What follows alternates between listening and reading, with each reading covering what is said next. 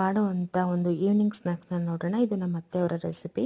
ಬನ್ನಿ ನೋಡೋಣ ಯಾವ ರೀತಿ ಮಾಡೋದು ಅಂತ ಹೇಳಿ. ಮೊದಲನೇದಾಗಿ ಒಂದು ಬೌಲ್ಗೆ ಮೊಸರನ್ನ ಹಾಕ್ಕೊಂಡು ಸ್ವಲ್ಪ ನೀರನ್ನ ಹಾಕಿ ಬೀಟ್ ಮಾಡಿ, ನಂತರ ಅದಕ್ಕೆ ಉಪ್ಪು ಮತ್ತು ಸಕ್ಕರೆ ಹಾಗೆ ಒಗ್ಗರಣೆ ಮಾಡಿರೋ ಅಂಥ ಸಾಸಿವೆ ಜೀರಿಗೆ ಆಯಿಲ್ ಮಿಕ್ಸ್ಚರ್ ಏನಿದೆ ಅದು ಕೂಡ ಸೇರಿಸ್ಕೊಂಡು ಚೆನ್ನಾಗಿ ಮಿಕ್ಸ್ ಮಾಡ್ಕೊಳ್ಳೋದು. ನಂತರ ಒಂದು ಪ್ಲೇಟಿಗೆ ಬ್ರೆಡ್ ಸ್ಲೈಸಸ್ನ ಇಟ್ಕೊಂಡು ಮಾಡಿಟ್ಕೊಂಡಿರೋಂಥ ಮೊಸರು ಮಿಕ್ಸ್ಚರ್ ಏನಿದೆ ಅದನ್ನು ಕೂಡ ಸೇರಿಸ್ಕೊಳ್ಳಿ. ಸ್ವಲ್ಪ ಖಾರದ ಪುಡಿ ಮೇಲಿಂದ, ಹಾಗೆ ಸ್ವಲ್ಪ ಜೀರಿಗೆ ಪುಡಿ, ಜೊತೆಗೆ ನೆಕ್ಸ್ಟ್ ಸೆಕೆಂಡ್ ಲೇಯರಲ್ಲಿ ಮತ್ತೊಂದು ಬ್ರೆಡ್ ಸ್ಲೈಸ್ನ ಇಟ್ಕೋತಾ ಇದ್ದೀವಿ. ಬೇಕಂದರೆ ಒಂದೇ ಲೇಯರೇ ಸಾಕಾಗತ್ತೆ.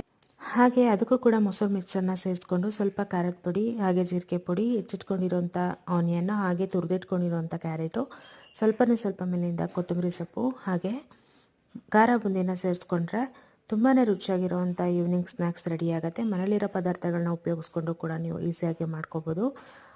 Thanks for watching. ಇದೇ ರೀತಿ ಒಳ್ಳೆ ಒಳ್ಳೆ ವೀಡಿಯೋಸ್ಗೆ ನನ್ನ ಪೇಜ್ನ ಫಾಲೋ ಮಾಡಿ.